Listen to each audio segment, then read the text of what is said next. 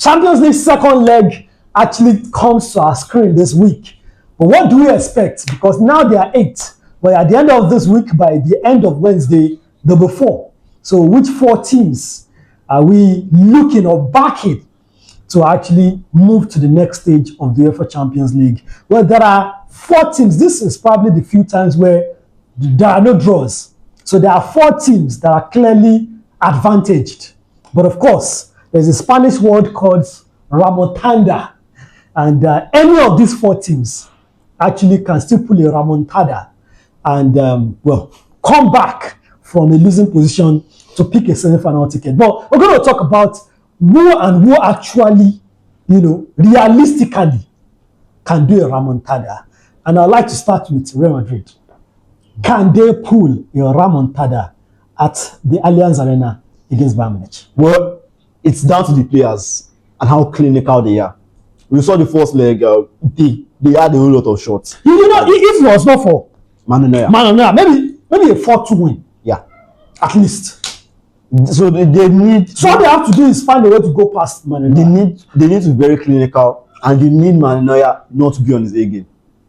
Because Manuel, there are sometimes like... He can individually win you games and... Pull like the match against Madrid at the semi-final, I think last season too. So he did something like that. But for Real Madrid, they need Mbappe to be at his best. They need Vinicius to be at his best, and they need Trent Alexander-Arnold to be at his best. And pardon me, I have not checked the situation of the injuries, but they need Thibaut Courtois in goal. If Bayern Munich has Manuel Neuer in goal, I think Real Madrid to survive that game at the Emirates Stadium needs Thibaut Courtois in goal. I don't think they can afford to have Lunin in goal in that game. They need Thibaut Courtois. They need their own Manuel Neuer. But the thing is, Lunin is not a bad bet. It's not a bad, but it's not Thibaut Courtois. Yes, it's not Thibaut Courtois, but there was this role he had in Champions League. Yeah, like 2-3 seasons ago. It was very, very good. Well, until the final, he was the one in goal. It was one in goal. It was the final that Thibaut Courtois came in against Dortmund. Or was it Liverpool? It was Liverpool. I think it was Liverpool Dortmund. But they need that Lunin and the Lunin back against Bayern Munich. They need that guy back. It's not like he's not like his keeper. He's in a class of his own, but then he's not Thibaut Courtois. Okay, so how do you set up?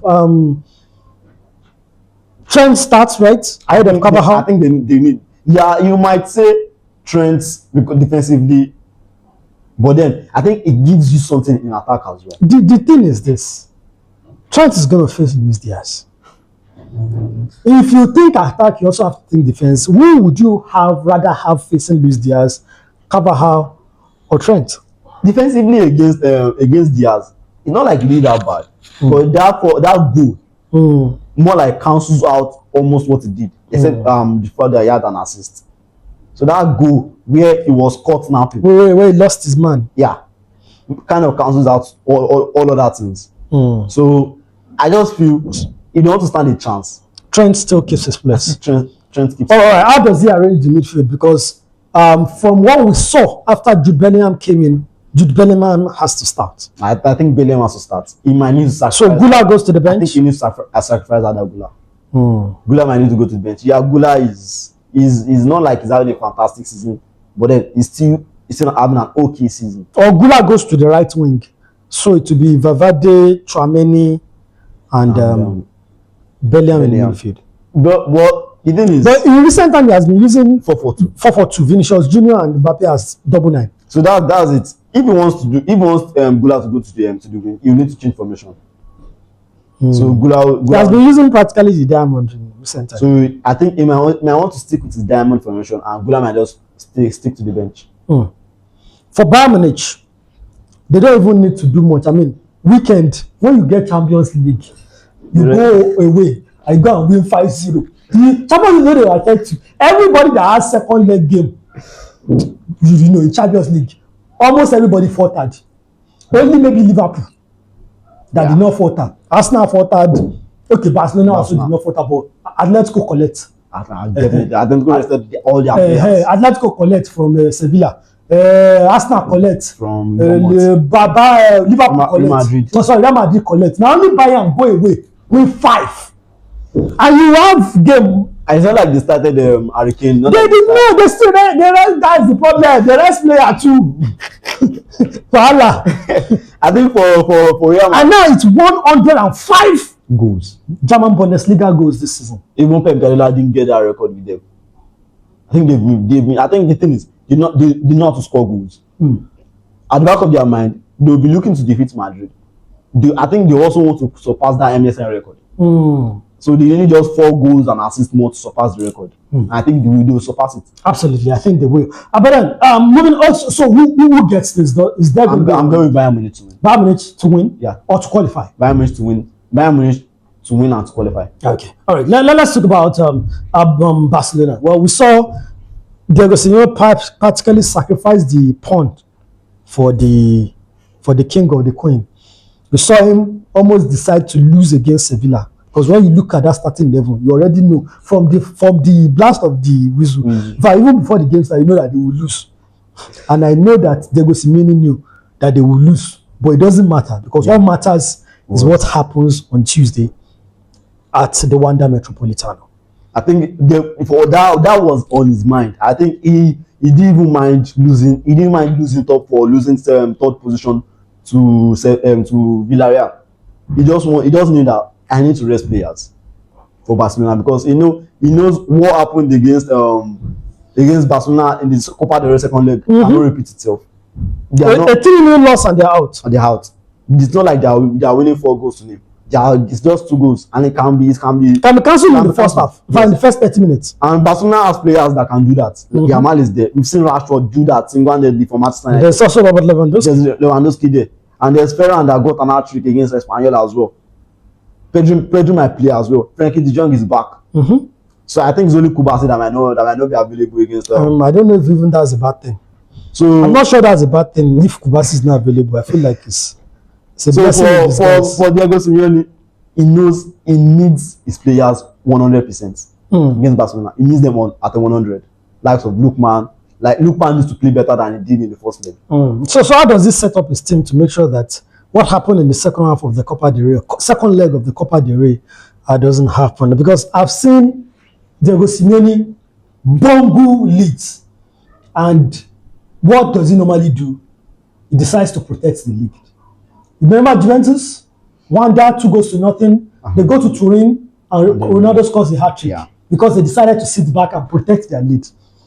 Of course, most recently Copa del Rey also decided to sit back and protect the lead. And Barcelona almost overturned it. So, how does he approach this particular game? It's just 2 goals late. Yeah, it's a 2 goals. Does it sit back to protect, or does it go out to get 1 more goal and secure it? If he sits back, you get punished. If he goes forward, there could be counter. There could be counter. So he needs to be in between. He needs to know when to sit back and when to go forward. He has players that are fast on the break, likes of Lookman, likes of Alvarez. These guys are fast. So Griezmann too is on his. So he needs these players on their toes. If you're getting the ball from back to front in a quick transition, get it to Lookman. Lookman, he needs to start playing better. I think last few games, Lookman has not really played like the Lookman that started this season, that came with. Atletico were angry that Nigeria overused him during the international break. You think that's a thing? Nah, I don't think that's a thing. I've not really been seeing Lookman that first came to Atletico in the last few games. He hasn't really been playing very well. So he needs to start playing very well. Alvarez too, apart from the free kick, Alvarez didn't really do much. Yeah, he was holding up play brilliant, but didn't really do much when it comes to play against Barcelona in the first leg. So these guys, they need to be on their A game. And they need to take their chances as well. Very, very important. Is there a Montada in this one? I don't see Barcelona losing, but I don't see them winning overall. So Barcelona wins the battle, Atletico wins the war. Atletico wins the war. Atletico qualifies even though they lose at Metropolitano. Definitely for me, they qualify. Okay, let's talk about the game that you and I know that is over, but maybe it's not over because the scoreline on paper says it's not over. PSG takes a 2-goal lead to Anfield. We saw Liverpool during the weekend. It looks like Liverpool of, I don't want to say Liverpool of old, but then they looked better. Got a comfortable win. I think 4-1. Was it 4-0? Yeah, I mean on Saturday. Yeah, so a decent performance from Liverpool, can they replicate it against PSG on Tuesday? I think that's the problem. They've not been consistent this season. But then the only reason why I'm kind of giving them a chance is that this match is at Anfield, where Anfield is one of the noisiest. They crashed out at Anfield last season. Yeah, but then to this same PSG. But then against the Galatasaray, they were losing 4-0 in the first leg. They defeated Galatasaray 4-0 in the second leg at the same Anfield. So and we all know Anfield is very, very hostile. The fans are very, very hostile.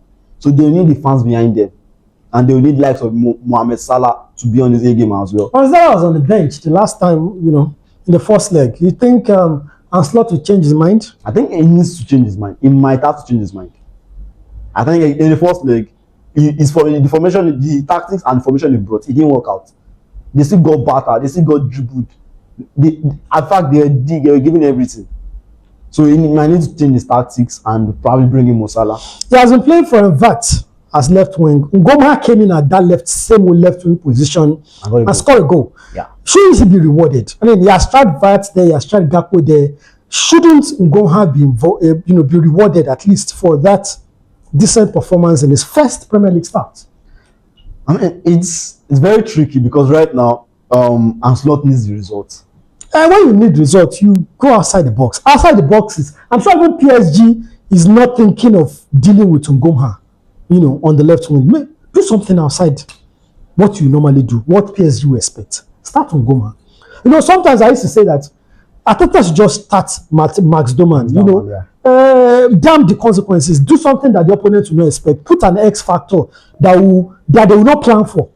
But then when they are doing their tactical breakdown, if he does this and he brings in Ngoma and he doesn't work out, it will still be on him. So he needs the results, and he has to do something that will work out. So Florian Wirtz or Gakpo? I'll still pick Gakpo. I don't think Wirtz at that wing is working. It's not working at all. Issa is back, but we have not really seen much of him. Yeah, I think he needs to continue with Atlético and they probably introduce Isaac, depending on he's swinging. So for me, I just we need to continue with Atlético. Let's talk about PSG. The problem with PSG is that they will not sit back. The problem with PSG is that they're going to go out again and attack, even though their defense line is not that great. Is that their Achilles heel? The fact that you can count on PSG not to protect anything, to play as if it's only one game and they are playing goalless. For PSG, so PSG will come out. Yeah, they will come out. Is this where Liverpool can hurt them? Definitely, I think Liverpool have what it takes to hurt them. I mean, position Salah high up. Yeah, get him the ball as fast as possible because Nuno Mendes, and Hakimi will go out, they will come forward. So that will lead the likes of Marquinhos and William Pacho. And these guys, they are not the best of centre backs pairing. So I mean, they brought in Lilia Zambani from Bournemouth. It has not worked. It has not worked out. Yeah. So for Liverpool, they know what they need to do. Hit these guys on the counter attack better than they did in the first leg. That's it. So who qualifies? PSG not to lose, or they still qualify. PSG not to lose, or will lose. PSG not to lose. Like PSG will win. Sorry, Liverpool not to lose. Not to lose. Okay. Yeah, but PSG still qualifies. Will Liverpool win at Anfield? At least they get something out. I can't say because some people are saying that Liverpool will lose home and away. I don't see them losing home and away. They'll get something at Anfield, but I don't see them qualifying. And finally, let's talk about Arsenal. The Arsenal. Well, this is supposed to be straightforward, clear cut, but then Bournemouth at the Emirates was straightforward, clear cut, and yet the unexpected happened. Are we expecting the unexpected at the Emirates on Wednesday? Well, Sporting Lisbon won their last match their last game over the weekend. So it's more like a tale of two different teams. One high on confidence, one more like low on confidence. But then they'll need their confidence. That's why they're professionals. They need the confidence as fast as possible because they have something to fight for again. Champions League. They're holding a 1-goal advantage. But then if you look at Sporting Lisbon, I think they would have watched the match against Bournemouth. Exactly. Can they see that game and believe that is that not the Emirates that they are saying I mean, they would have watched the game. Nah, we can go there and do it. Because Raya, it's not like you need 15 shots. The Bournemouth had more like I don't think they had many saves to make. I think they are 2 shots on target. They scored it. That's what they need to do. If you're shot on target, score those shots on target, and Arsenal out of the Champions League. But then 10 minutes is very, very difficult. The fans will need. They won't need to boo the players this time, because if you boo the players. So what is Arteta thinking about right now? Is he thinking about Sporting Lisbon? So I bring out all my big guns, or is he thinking about Sporting Lisbon? But there's Manchester City weekend. Manchester City. And Manchester City doesn't need to worry about anything. All they are thinking about is Arsenal. So is Arteta's mind split, or does he go all out and say, for what at all bad? Let's focus on this one. But what do you think would be on Arteta's mind? Right? I think if it was 0-0, if it was still 0-0, it would have been better, because at the time I just feel okay. They might have felt maybe they just try and focus on Premier League. But right now they're taking a 1-0 lead. Going into the second. There's a possibility of overconfidence. So they might just. All we need is a draw at the Emirates. So they might be going to. I think they might just go to the Emirates and feel okay. You know what? Let's try and get it done at the Emirates. So all guns blazing. I think they might want to go all guns blazing. Because I spoke to somebody this morning and he was saying that look, he has to risk it, that the likes of Gyökeres has to be rested. He has to rest. Maybe Rice bringing Nogard, or Brest Vinendi bringing Nogard. He has to trust Musquera. You know, he has to mix it up. That's why I said he will have to be careful. He wants to be careful against them. Which do you think he will do? Go all out, use everybody, and then the consequences, or do you think he will have Manchester City? I think he will have Man City at the back of his mind. So we might not see the set of players that we saw over the weekend. He might rest some. Is that risky? Yeah, it's risky. But he has his back against the wall, and I don't think he has a choice. He doesn't have a choice, but it's a very risky move. If it works, all well and good for him. If it doesn't work, well, they still have a Premier League to fight for. But I doubt if they crash out at the Emirates on Wednesday, if they will have the mentality to go to the now that's where the trick comes in, because if they lose, that will be like 4 games in 5 or 5 in 6 that they've lost in the space of how many weeks. So he has everything's riding on Arsenal win or lose against Sporting Lisbon. Prediction. Who goes? Sporting not to lose, but Arsenal to qualify. You see, these are not to lose. This is the new Fahad trick. Not to lose, but qualify. So, just on clear terms, who are the 4 semi-finalists according to Fahad? I'm going with PSG. I'm going with Atletico Madrid. I'm going with Arsenal, and I'm going with Bayern. According to Fahad, the semi-final fixtures is going to be Atletico Madrid against Arsenal, PSG against Bayern. Wow. Let's find out if he's right. You can also tell us what you think will be the eventual semi-finalists.